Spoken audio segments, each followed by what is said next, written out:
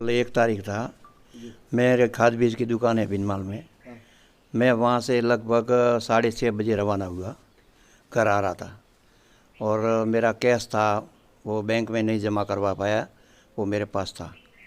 तो मैं लेकर के आ रहा था। तो लगभग गांव से 2 किलोमीटर आगे मेरा बेरा है। तो मेरे बेरे और गांव के बीच में सेंटर में आया तो पीछे से एक गाड़ी आई वाइट कलर की। उसने साइड मांगी तो मैंने साइड दी। मैं साइड में खड़ा रहा तो मेरे पास आकर के गाड़ी रुकते ही 3-4 आदमी 5 आदमी निकले, नीचे उतरे।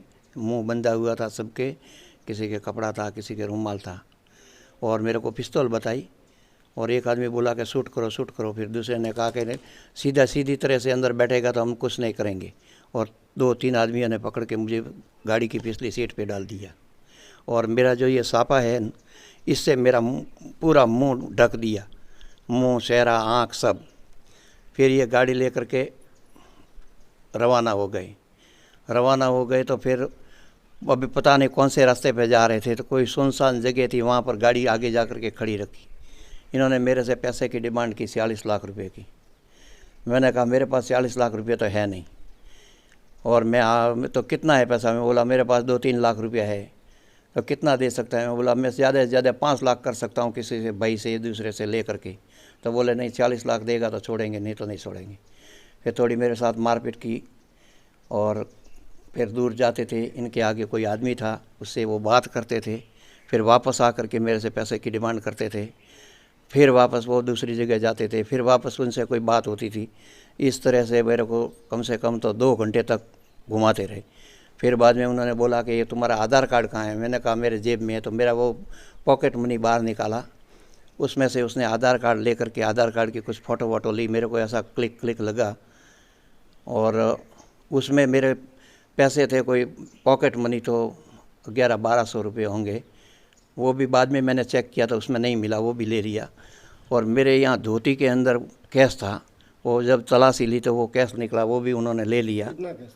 5 लाख रुपया मेरा व्यापार का है, 1 नंबर का पैसा है। और खाद बीज की दुकान है, अभी सीजन चालू है तो व्यापार भी होता है। तो आपको कहाँ छोड़ा फिर बाद में साहब मेरे को तो कुछ पता नहीं है। मेरे को जब छोड़ा तब मैं राम सिंह रोड पे था।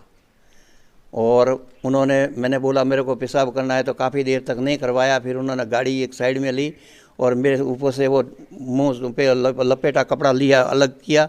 उन्होंने बोला कि अभी तेरे सर पे बांध।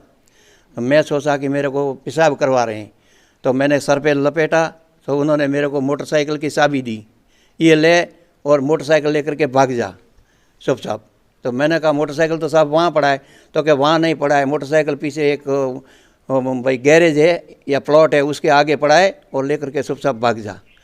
तो मेरे को लगा कि मैं नीचे उतरूँगा तो ये पिस्तौल से मुझे गोली मार देंगे।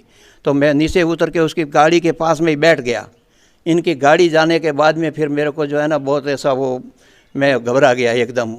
तब तक तो मैं ठीक था कि मारेंगे, लेकिन वो जाने के बाद में फिर मैं थोड़ा कमज़ोर पड़ गया। तो मैंने किसी से पूछा भाई ये एरिया कौन सा है? तो उन्होंने बोला भिनमाल है, राम सिंह रोड।